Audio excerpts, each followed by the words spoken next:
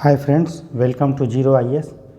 आज हम मृणाल सर का लेक्चर 6 करेंगे जिसमें हम उनके पीडीएफ का पेज नंबर 59 से करेंगे। अभी तक मैंने 5 लेक्चर पढ़ा चुके हैं, पेज नंबर 58 तक पढ़ा दिया हूँ। अब हम 59 से पढ़ेंगे, ठीक है।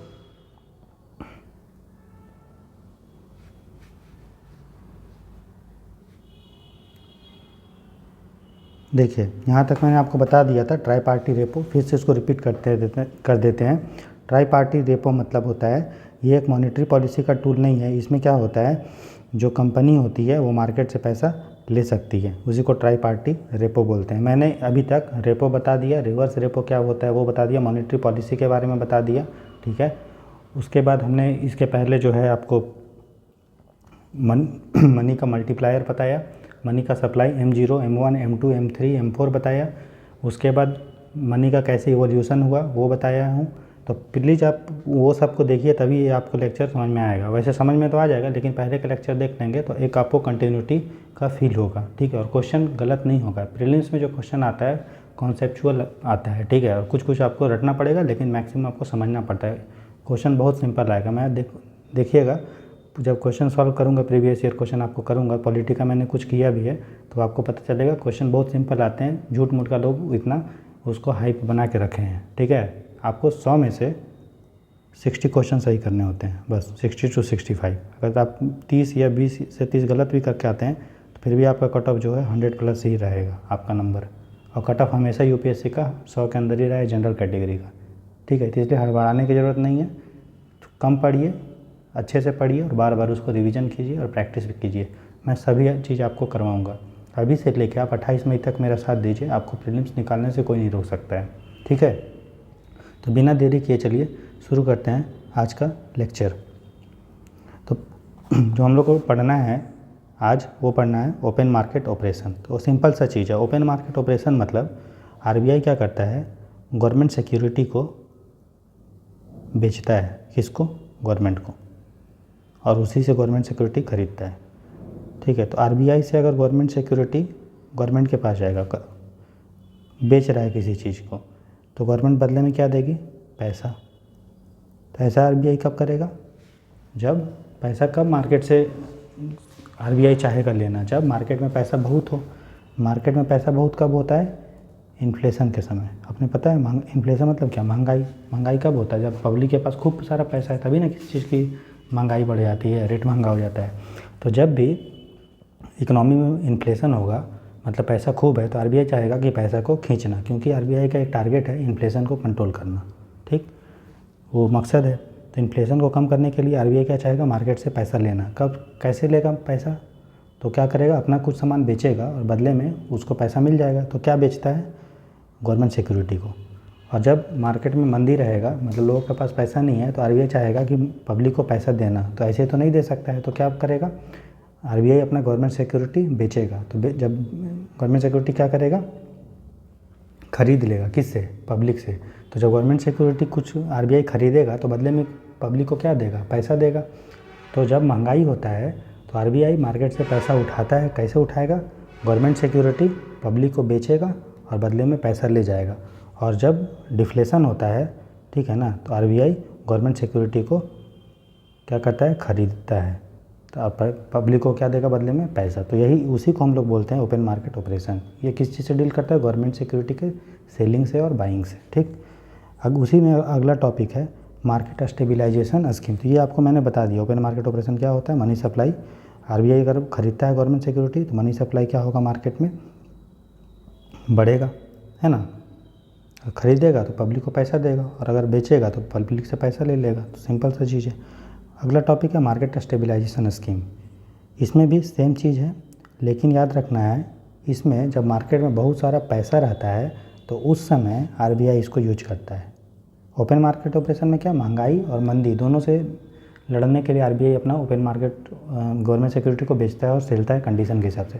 लेकिन जो मार्केट स्टेबिलाइजेशन स्कीम होता है, उसमें सिर्फ आरबीआई, जब मार्केट में बहुत सारा पैसा रहता है तो उसको खींचने के लिए, पैसा खींचने के लिए आरबीआई इसको यूज करता है। उसमें क्या करेगा? आरबीआई अपना गवर्नमेंट सिक्योरिटी बेचेगा या ट्रेजरी बिल बेचेगा और कैश मैनेजमेंट बिल बेचेगा। ये सब क्या है अभी आपको पता चल जाएगा। और वापस पब्लिक से पैसा ले लेगा और क्या होगा, उसे लिक्विडिटी कम हो जाएगा, मतलब पैसा मार्केट में कम हो जाएगा। ठीक है। अगला उसी में एक टॉपिक है स्टेरिलाइजेशन या फॉरेक्स स्वैप। इसमें क्या होता है, याद रखना है आपको कि जब भी फॉरेन एक्सचेंज का डॉलर और रुपये का जो वैल्यू है बहुत उतर चढ़ा हो जाएगा। मान लीजिए $1 के बराबर 70 रुपया हो गया, या फिर $1 के बराबर 100 रुपया हो गया, तो मार्केट में क्या हो रहा है, पैसा बहुत ज़्यादा है, तभी तो किसी चीज़ की ज़्यादा अगर सप्लाई होती है तो उसकी वैल्यू कम हो जाती है। यहाँ पे क्या हो रहा है, अगर रुपया का वैल्यू 70 से 100 के में गिर रहा है, इसका मतलब रुपया बहुत मार्केट में है ना। तो उस केस में क्या करेगा, आरबीआई डॉलर का सप्लाई को मार्केट में बढ़ा देगा, तब डॉलर ज़्यादा हो जाएगा और रुपया कम हो जाएगा, है ना, रिलेटिवली। तो $1 का रेट फिर से घट के 70 हो जाएगा। अगर मान लीजिए $1 बराबर 50 रुपये है, तो ये अभी क्या हो रहा है, पहले मान लो 70 रुपये था, अब $1 बराबर 70 रुपये था, अब $1 बराबर अगर 50 रुपये हो गया है, इसका मतलब रुपया क्या हो रहा है, मजबूत हो रहा है।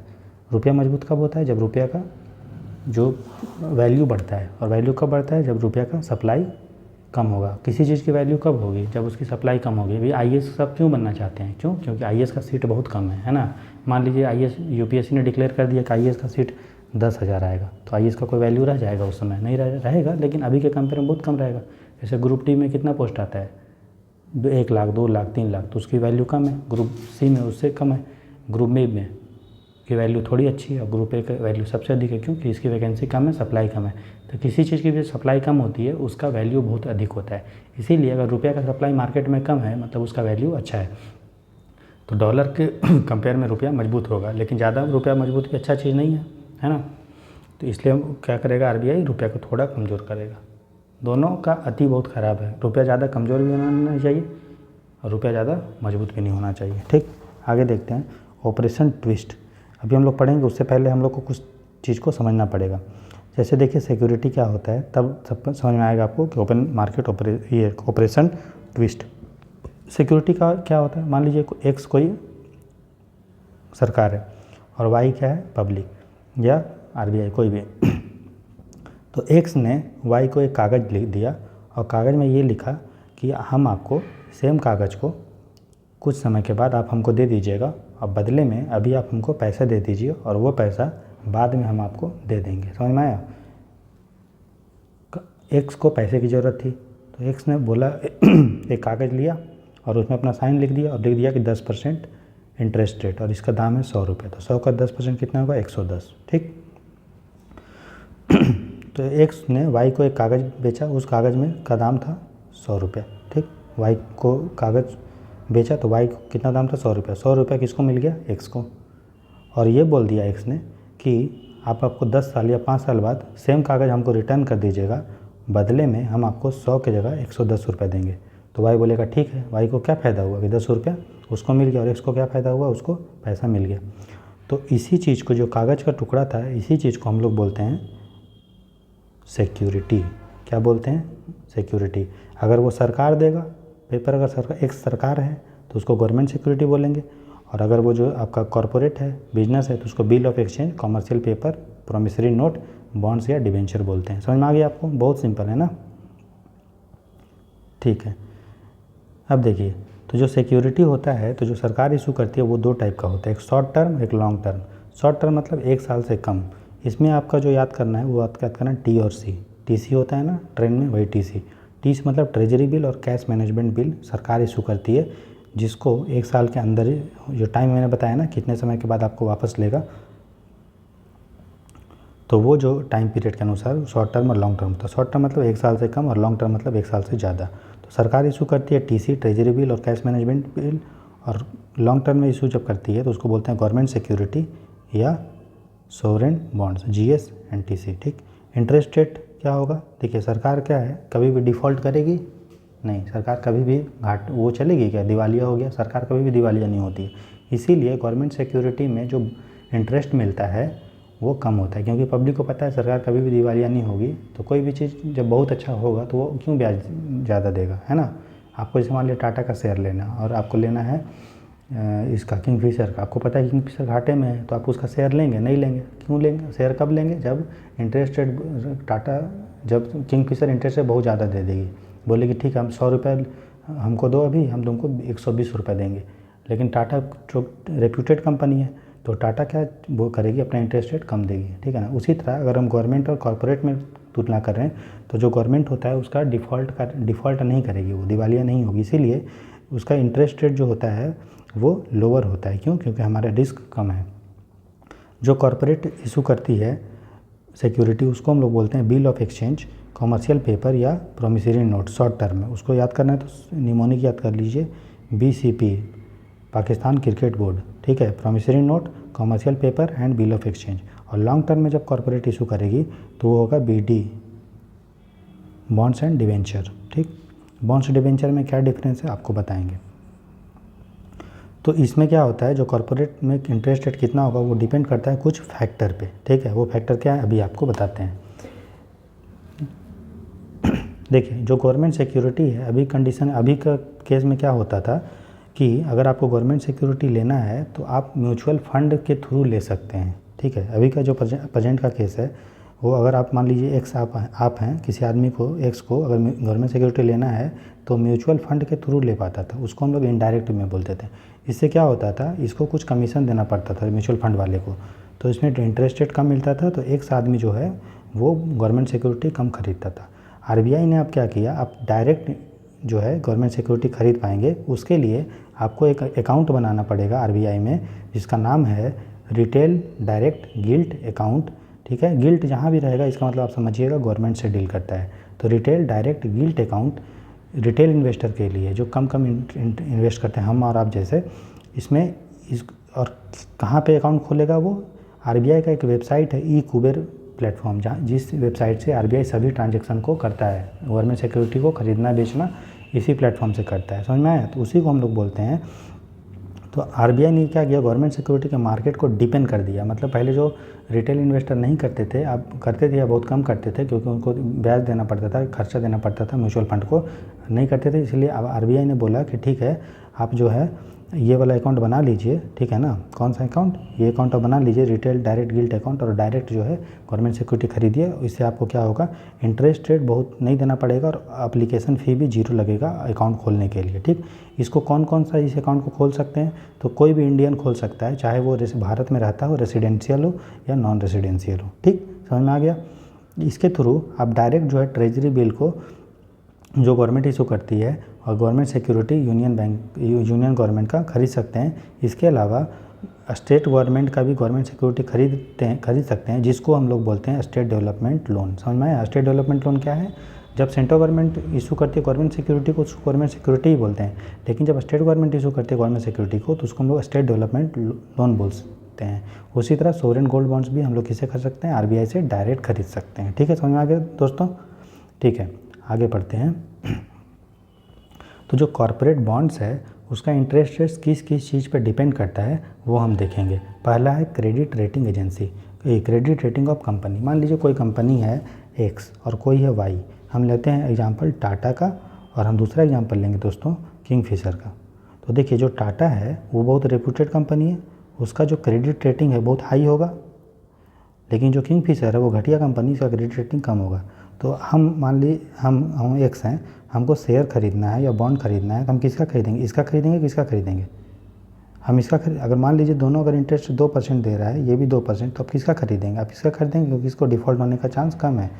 तो जिस कंपनी का क्रेडिट रेटिंग जो होगा बहुत अच्छा होगा, है ना, तो वो इंटरेस्ट रेट कम देगी। क्यों? क्योंकि वो डिफ़ॉल्ट नहीं होगा। लेकिन आपको किंगफिशर को चूँकि मार्केट से पैसा उठाना है तो ये 2% नहीं देगी, क्योंकि 2% देगी तो पब्लिक इसका थोड़ी इसका ना खरीदेगा, तो ये बोलेगी हम 10% देंगे, ठीक है। तो ध्यान दीजिएगा, जिस कंपनी का क्रेडिट रेटिंग बहुत ख़राब होगा उसका इंटरेस्ट रेट ज़्यादा होगा, वो ज़्यादा इंटरेस्ट रेट देगी।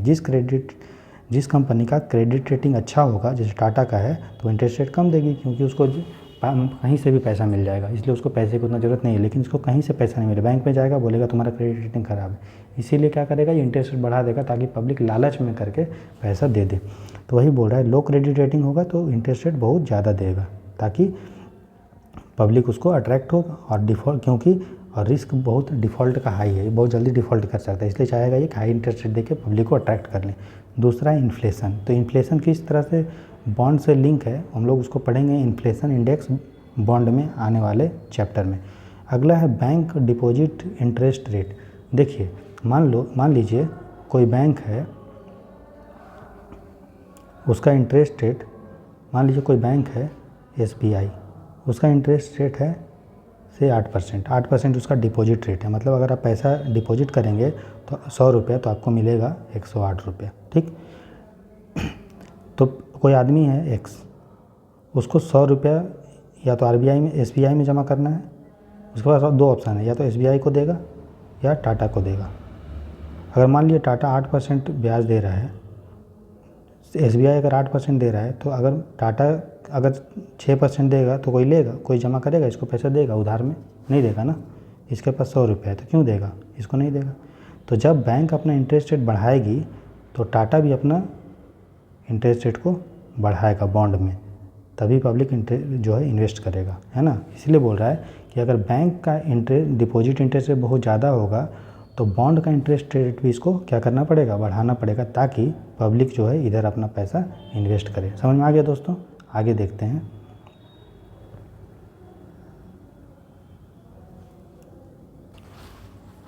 गवर्नमेंट सिक्योरिटी पे यील्ड। तो यील्ड कुछ नहीं होता है, यील्ड का मतलब होता है रिटर्न बट्टा initial rate of initial rate की इनिशियल प्राइस ऑफ बॉन्ड और गवर्नमेंट सिक्योरिटी। ठीक, उसको बॉन्ड यील्ड बोलते हैं। मतलब कितना आपको रिटर्न मिल रहा है। मान लीजिए आपने कोई बॉन्ड खरीदा 100 रुपये का, ठीक है, आपको 110 रुपये मिला वापस में, तो आपको कितना फ़ायदा हुआ, 10 रुपये का। तो हम बॉन्ड यील्ड निकालेंगे 10 बटा इनिशियल प्राइस 100 इंटू 100, तो कितना हो गया हमारा बॉन्ड यील्ड, 10%। ठीक, तो देखिए अगर बॉन्ड का प्राइस अगर बढ़ते जाएगा, मान लीजिए आपने बॉन्ड खरीदा था 100 रुपये में, ठीक, आपको रिटर्न मिल रहा है 110 रुपये ही। मान लीजिए बॉन्ड का रेट 100 से बढ़ के 108 हो गया, तो आपको इसमें कितना इंटरेस्ट रेट मिल रहा था, 10 रुपये। इसी को 10 को क्या बोलेंगे, बॉन्ड यील्ड। अभी आपको कितना इंटरेस्ट रेट मिलेगा, 110 तो मिलेगा ही, लेकिन ख़रीदा कितने में था आपने, 108 में, तो कितना रुपये मिलेगा, 2 रुपये। ठीक है, इसका मतलब बॉन्ड का अगर प्राइस बढ़ रहा है, 100 से 108 हो रहा है, तो बॉन्ड यील्ड क्या हो रहा है, घट रहा है। तो आपको समझ में आ गया कि बॉन्ड यील्ड का और प्राइस का इनडायरेक्ट रिलेशन है ना। प्राइस अगर बढ़ रहा है, 100 से 108 हुआ, तो बॉन्ड यील्ड मेरा 10 से 2 रुपये हो गया ना। उसी तरह मान लीजिए और कौन कौन सा फैक्टर है, तो मान लीजिए इकोनॉमी में बूम है। बूम का मतलब इकोनॉमी एकदम धांसू है, खूब सारा पैसा है इकोनॉमी में, खूब सारा कॉरपोरेट्स है, बहुत सारी कंपनी है, सबको प्रॉफिट हो रहा है। ठीक है, तो कंपनी में बहुत सारा प्रॉफिट हो रहा है, तो पब्लिक क्या चाहेगा कि अपना पैसा कहाँ देना, सरकार को देना कि कंपनी में लगाना। कंपनी में लगाना, कंपनी में लगाएगा तो उसको ज़्यादा रिटर्न मिलेगा। तो पब्लिक क्या होगा, पब्लिक का क्या होगा बताइए। देखिए मान लीजिए इकोनॉमी में ग्रोथ है ना, इकोनॉमिक ग्रोथ है, उसमें क्या हो रहा है, कॉरपोरेट जो हैं खूब सारा प्रॉफिट रिटर्न गेन कर रहे हैं। तो पब्लिक क्या चाहेगा कि हम अपना जितना भी पैसा बॉन्ड में डाले हैं वो कहाँ डाल दें, कॉरपोरेट में। तो बॉन्ड से अगर पैसा निकालने लगेगा तो बॉन्ड कोई नहीं खरीदेगा ना, बॉन्ड का डिमांड ख़त्म हो जाएगा। क्यों, क्योंकि पब्लिक बॉन्ड में पैसा क्यों लगाएगा, सब पैसा कहाँ लगाएगा, कॉरपोरेट का। तो बॉन्ड अगर कोई नहीं खरीद रहा है तो बॉन्ड का जो प्राइस है वो क्या होगा, घट जाएगा। पहले जो 100 रुपये का बॉन्ड मिल रहा था, वो बॉन्ड अब कितने का मिलेगा, 90 का मिलेगा ना। और पहले रिटर्न कितना मिल रहा था, 100 में 110 रुपये, अब 90 में रिटर्न तो वही मिलेगा 110। तो पहले मिल रहा था 10 रुपये, कब, नॉर्मल केस में। लेकिन जब इकोनॉमी में ग्रोथ हुआ तो लोग बॉन्ड में इन्वेस्ट नहीं करने लगे, सब इन्वेस्ट कहाँ करने लगे, कंपनी में। तो बॉन्ड का जो रेट 100 रुपये था वो अब कितना घट गया, 90 रुपये। लेकिन रिटर्न आपको कितना मिलेगा, 110 ही मिलेगा वापस। तो पहले जो 10 मिलता था, अब 110 में से 90 घटाएंगे तो 20 रुपये मिलेगा।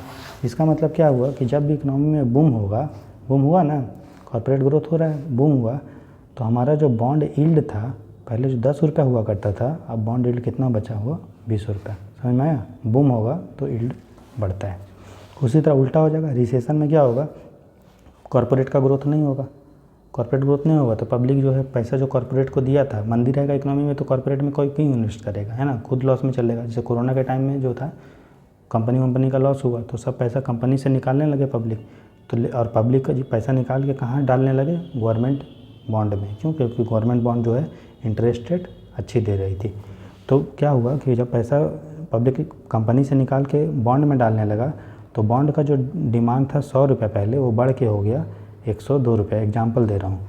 तो पहले आपको जो 10 रुपये मिलता था, अब 110 में से 102 घटाएंगे तो 8 रुपये मिलेगा। इसका मतलब जब भी इकोनॉमी में रिसेशन होता है तब बॉन्ड यील्ड मेरा 10 रुपये से घट के 8 रुपये हो गया, मतलब बॉन्ड यील्ड घट रहा है। आपको समझ में आया? अब इतना आपको समझ में आ गया तो अब हम लोग पढ़ेंगे ऑपरेशन ट्विस्ट। सिंपल सा बात है। देखिए, कमर्शियल बैंक जो होता था वो प्राइवेट सेक्टर को, कंपनी को लोन नहीं देता था, क्योंकि कंपनी उसको पैसा वापस नहीं कर पाती थी। एनपीए का दिक्कत था। ठीक है, बैंकों का जो लोन था वो एनपीए में कन्वर्ट हो जाता था। तो कंपनी को सोचे कि हम लोग जो है बैंक से पैसा तो नहीं मिल पा रहा है, तो इसलिए अब हम लोग कॉरपोरेट बॉन्ड जो है इशू करेंगे कम रेट में। ठीक, कम रेट में क्या करेंगे? कॉरपोरेट बॉन्ड को कम इंटरेस्ट रेट में इशू करेंगे। इससे क्या होगा? ज़्यादा से ज़्यादा रोज़गार ये सब क्रिएट होगा। तो आरबीआई ने ये सोचा कि हम लोग जो है अगर गवर्नमेंट सिक्योरिटी पे यील्ड को घटा दें, ठीक है ना, मतलब पब्लिक को बोलने लगे कि भाई तुम जो है ना गवर्नमेंट सिक्योरिटी पे आप तुमको यील्ड कम मिलेगा, मतलब रिटर्न कम मिलेगा। कोई चीज़ जैसे 100 आपने बॉन्ड खरीदा 100 का था तो 110 रिटर्न मिला था। अब बॉन्ड का मतलब गवर्नमेंट सिक्योरिटी का रेट को सरकार आरबीआई बढ़ा दी। आरबीआई का कैसे बढ़ा देगा गवर्नमेंट? मैं किसी चीज़ का रेट कैसे बढ़ा सकता हूँ? जब मैं इसको खूब सारा खरीदना लगूंगा तो मार्केट में उसका सप्लाई कम हो जाएगा, और सप्लाई कम हो जाएगा तो उसका जो है रेट बढ़ जाएगा। तो आरबीआई इसमें क्या करता है ऑपरेशन ट्विस्ट में, जो गवर्नमेंट सिक्योरिटी रहता है उसको खुद से खूब सारा खरीदने लगता है। तो जब खुद खरीदने लगेगा तो 100 से बढ़ के उसका रेट 108 हो जाएगा, और रिटर्न मिल रहा है 102, 110, तो रिटर्न 2 ही रुपये मिल रहा है। तो पब्लिक ये सोचेगा यार कि क्यों हम गवर्नमेंट सिक्योरिटी में खर्च करेंगे, क्यों ना हम पैसा जो है कहाँ डालेंगे? कॉरपोरेट में। तो कॉरपोरेट को क्या मिल जाएगा? कम रेट पे इंटरेस्ट रेट पे लोन मिल जाएगा कॉरपोरेट बॉन्ड्स के थ्रू। उसी ऑपरेशन को जिसमें आरबीआई गवर्नमेंट सिक्योरिटी को खरीद लेता है इस उद्देश्य से कि कॉरपोरेट को कम रेट में लोन मिल जाएगा, उसी को हम लोग बोलते हैं ऑपरेशन ट्विस्ट। समझ में आ गया? अगर नहीं समझ में आया तो वीडियो को रिमाइंड कीजिए, रिवाइंड करके आप देखिए तुरंत समझ में आ जाएगा। ठीक है, तो समझ में आया? तो यही चीज़ करते हैं। आरबीआई ने क्या कर रहा है? गवर्नमेंट बॉन्ड में यील्ड को बढ़ा रहा है, ठीक है ना, गवर्नमेंट डिमांड बढ़ा रहा है और यील्ड को जो है कम कर रहा है। जैसे इसमें 10 रुपये 10 था, अब 2, तो वही होता है। आरबीआई ने जो है गवर्नमेंट सिक्योरिटी को खरीदने लगे तो डिमांड बढ़ गया तो जो है इसका रेट बढ़ गया, लेकिन आपको पैसा 110 ही मिल रहा है तो यील्ड कम हो गया, तो प्राइस बढ़ गया, और यील्ड जो है गवर्नमेंट सिक्योरिटी का जो यील्ड है बॉन्ड का वो कम हो गया तो कॉरपोरेट बॉन्ड जो है उसका रेट हाई हो गया। तो जब कॉरपोरेट का बॉन्ड हाई होगा, उसका जो है प्राइस इंटरेस्ट रेट उसको मिलने लगा कॉरपोरेट को, है ना, तो उसका आसानी से वो बोरोइंग करने लगे, आसानी से कॉरपोरेट बॉन्ड को कम इंटरेस्ट रेट पे जो है मार्केट में इशू करने लगे। और प्राइवेट कंपनी जब बैंक मैनेजर से बोलते थे कि भाई हमको पैसा चाहिए, तो बैंक मैनेजर बोलता था पहले कि यार एनपीए नहीं देंगे, तो वो बोलते थे कोई बात नहीं, तुम नहीं देगा तो हम पब्लिक से ले लेंगे। क्यों ले लेंगे पब्लिक से? क्योंकि पब्लिक के पास कोई ऑप्शन नहीं बचा है। गवर्नमेंट सिक्योरिटी में ऐसे ही जो है उसको यील्ड कम मिल रहा है, तो गवर्नमेंट सिक्योरिटी में पब्लिक इन्वेस्ट नहीं करेगी, तो वो मूव करेगी किधर?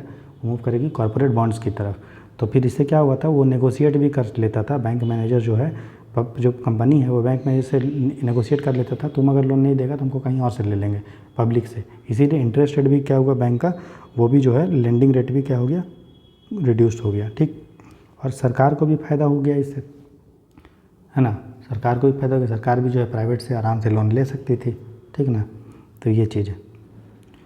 तो अब देखिए, तो ऑपरेशन ट्विस्ट को पहली बार लाया गया था यूएस फेडरल रिजर्व में किया था, यूएस ने किया था।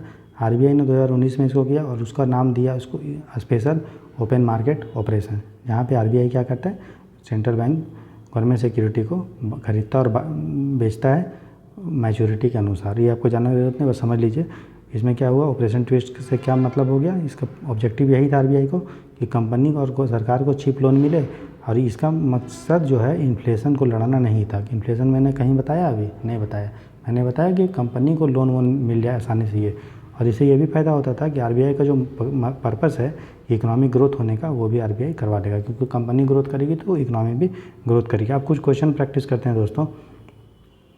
गवर्नमेंट बॉन्ड यील्ड से क्वेश्चन आया है कि इन्फ्लुएंस होता है किस चीज़ से प्रीलिम्स 2021 में। तो आप ध्यान दीजिएगा, गवर्नमेंट बॉन्ड यील्ड मतलब बॉन्ड का प्राइस, बॉन्ड का प्राइस आपको देखना है कि किस चेंज हो रहा है कि नहीं हो रहा है, बस इतना अगर आपको पता है तो हो जाएगा।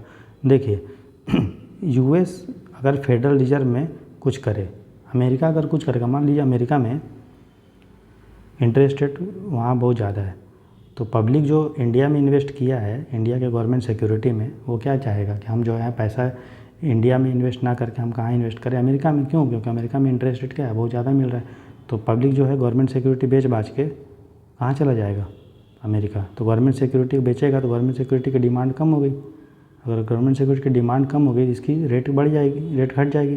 पहले जो 100 रुपये में मिलता था उसके घट के 90 रुपये, लेकिन मिल रहा है 110 ही रिटर्न मिलेगा। तो यील्ड चेंज हुआ ना।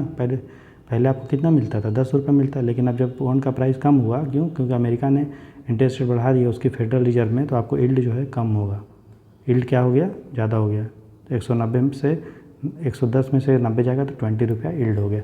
तो अब यील्ड चेंज होगा, ठीक। दूसरा, अगर आरबीआई करे तो सेम चीज़ आरबीआई भी कर सकता है। अगर गवर्नमेंट आरबीआई ऑपरेशन ट्विस्ट के अंदर तो वही कर रहा है ना, तो ये भी होगा।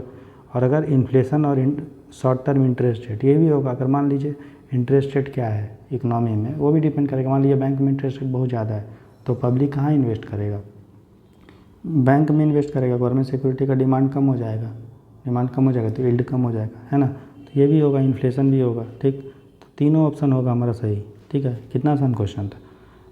फिर 2013 में कुछ पूछा गया, ओपन मार्केट ऑपरेशन क्या होता है। Open market operation government security का सेल और बाय कौन करता है, आरबीआई। क्यों करता है, इन्फ्लेशन और महंगाई और जो मंदी से लड़ने के लिए। तो कहाँ लिखा हुआ है गवर्नमेंट सिक्योरिटी, ये लिखा है purchase and sale of government security, ये होगा। आगे देखते हैं किस चीज़ से मनी सप्लाई इकोनॉमी में बढ़ जाएगा। पहला देखो, government security from the public by central bank. RBI है,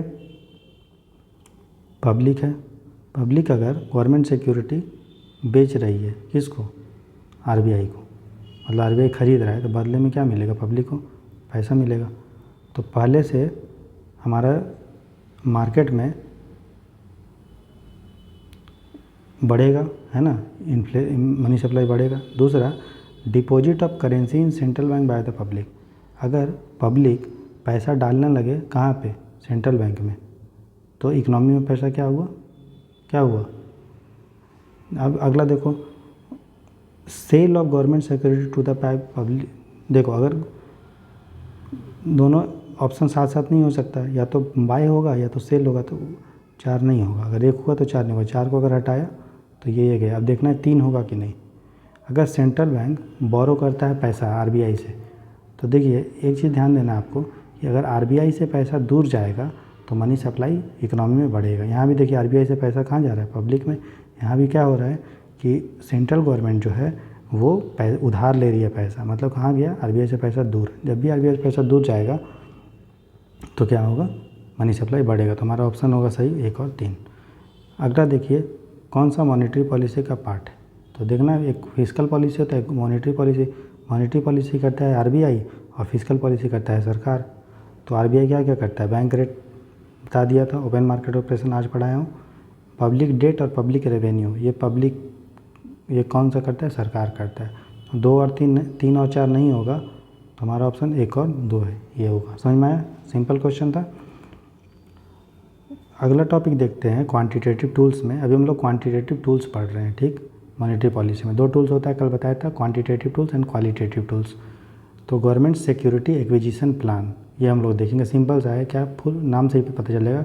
गवर्नमेंट सिक्योरिटी को आरबीआई एक्विजिशन कर रही है, मतलब एक्वायर कर रही है, ले रही है। इसमें क्या होता है, आरबीआई गवर्नमेंट सिक्योरिटी को सेकेंडरी मार्केट से लेती है। मार्केट 2 होता है, एक प्राइमरी मार्केट, एक सेकेंडरी मार्केट, है ना। तो सेकेंडरी मार्केट से आरबीआई क्या होता है, गवर्नमेंट सिक्योरिटी को ले रही है, ये आपको ध्यान रखना है, ठीक है। प्राइमरी मार्केट क्या होता है, सेकेंडरी मार्केट क्या होता है, ये आपको आने वाले चैप्टर में बताऊँगा अच्छे से डिटेल में। तो जब भी आरबीआई गवर्नमेंट सिक्योरिटी को खरीदेगी तो बदले में क्या देगी, पैसा। तो इससे मनी सप्लाई बढ़ेगा, ठीक है ना। तो ये चीज़ है। तो मनी सप्लाई अगर इकोनॉमी में बढ़ेगा तो शॉपिंग लोग करेंगे और इन्वेस्ट करेंगे कंपनी में, तो इकोनॉमिक ग्रोथ हो जाएगा, ठीक। तो ये चीज़ है, समझ में आया। आगे देखते हैं। तो ये सिंपल सा टेबल है कि ओएमओ क्या होता है, open market operation. Government security को आरबीआई खरीदती है, बेचती है, ठीक। कोई टाइम टेबल नहीं होता है। मेन मकसद होता है इन्फ्लेशन और मंदी से लड़ना। ऑपरेशन ट्विस्ट में क्या बताया, आरबीआई जो होता है वो गवर्नमेंट सिक्योरिटी को खरीदती है और बेचती है डिपेंडिंग ऑन द कंडीशन, और उससे मेन मकसद होता है कंपनी का ग्रोथ करवाना, इकोनॉमिक ग्रोथ करवाना और उस सरकार को आसानी से लोन मिल जाए। G7 क्या होता है, गवर्नमेंट सिक्योरिटी को RBI क्या करती है, एक्वायर करती है। इसमें आपका फिक्स टाइम टेबल होता है, यहाँ पे लिखा हुआ है देखिए, ठीक। इसमें देखिए फिक्स टाइम टेबल के लिए RBI ने शुरू किया था, एक किया था 2021-20 के फर्स्ट क्वार्टर से 2021 में पहली तिमाही, ये सब है। उतना जानने के तो बस टाइम टेबल होता है, आपको ये ध्यान देना है। क्यों किया, ताकि कोरोना के टाइम जो है इकोनॉमी में पैसा जाए। RBI क्या किया, इसमें गवर्नमेंट सिक्योरिटी खरीद लिया तो बदले में इकोनॉमी में पैसा डाल दिया। तो इकोनॉमी में कोरोना के टाइम में पैसा नहीं था, तो पैसा अब इकोनॉमी में आने लगा, ठीक। तो उसी का तीनों टेबल दिया, मैंने आपको बहुत डिटेल में बताया। अब दोस्तों हम लोग पढ़ेंगे क्वालिटेटिव टूल्स आने वाले लेक्चर में, ठीक है। इसी तरह थोड़ा थोड़ा करके कंप्लीट करेंगे और आपको समझाते हुए चलेंगे, ठीक है। तो इस तरह से आप मेरे चैनल को सब्सक्राइब कीजिए और शेयर कीजिए, और कोई कमेंट हो, कोई फीडबैक है तो ज़रूर दें, आप ही का चैनल है, ठीक है। मुझे इम्प्रूव करने में मदद मिलेगी। और अच्छे से पढ़े, फोकस होकर पढ़े। कोर्स जैसे ही कंप्लीट होता है इकोनॉमी का, हम लोग तुरंत 500 क्वेश्चन प्रैक्टिस करेंगे इकोनॉमी में, उसी तरह 500 क्वेश्चन प्रैक्टिस करेंगे पॉलिटी में। फिर मैं आप लोग को, जब ये ख़त्म हो जाएगा इन दोनों का कोर्स, तो हम साथ में इकोनॉमी, ये इन्वायरमेंट एंड इकोलॉजी भी आपको शंकर IAS का शॉर्ट में पढ़ाएंगे, जिस तरह से पॉलिटी और इकोनॉमी पढ़ाया जा रहा है। फिर उसका ही 500 क्वेश्चन प्रैक्टिस करेंगे। आप लोग को लगेगा ये कैसे होगा, लेकिन विश्वास कीजिए, मैंने आपको बोल दिया हूँ कि 7 अप्रैल तक आपका सिलेबस जो है वो ख़त्म हो जाएगा, ठीक है। बाकी जो कितना दिन बचा इसमें, अप्रैल में बचा लगभग जो है 23 दिन के आसपास, और फिर हमारा मई में 25 दिन है, क्योंकि 28 को आपका एग्ज़ाम है। तो आपके पास बच रहा है 48 डेज। 48 डेज में हम लोग इतना धून के प्रैक्टिस करेंगे क्वेश्चन को कि आपको मज़ा आ जाएगा। लेकिन उसके लिए ज़रूरी है फाउंडेशन को स्ट्रॉन्ग करना, इसीलिए। और ये अगर आपने पढ़ लिया है तो आपको फिर क्वेश्चन सॉल्व करने में दिक्कत नहीं होगी। हमारा टारगेट है प्रीलिम्स में दोस्तों कि हम लोग 65 to 70 क्वेश्चन को करके आएँ सही, ठीक है। मतलब 60 से 65 क्वेश्चन को हम लोग सही करके आएँ, और बाकी अगर हम लोग 25 से 30 अगर गलत भी कर देते हैं तो उससे कोई फ़र्क नहीं पड़ेगा। क्यों? क्योंकि 60 क्वेश्चन अगर आपका सही है तो सीधे आपका 120 नंबर प्लस आ रहा है, और अगर 25 से 30 अगर गलत है तो मतलब अगर 30 गलत है, 10 क्वेश्चन गलत हुआ, 10 क्वेश्चन अगर गलत हुआ तो कितना नंबर कटा, 20 नंबर कटा। तो आपका कट ऑफ कितना आया, 100 नंबर, जो आपका मार्क्स आया। प्रीलिम्स का कट ऑफ कितना जाता है, लेस देन 100। और इस बार सीट भी बहुत ज़्यादा है, 1100 से प्लस सीट है, मतलब कट ऑफ और भी कम जाने का चांस है। इसलिए हम लोग अपना एक्यूरेसी को सही करना है और कम पढ़ना है, लेकिन उसको बार बार रिवीजन करना है और प्रैक्टिस अच्छे से करना है।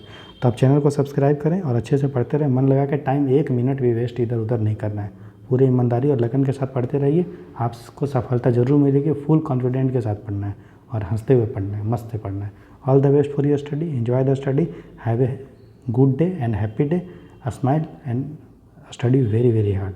Thank you very much for watching this lecture, have a nice day. इस चैनल को ज़रूर से ज़रूर सब्सक्राइब कीजिए, ठीक है। ये आप ही का चैनल है। All the best.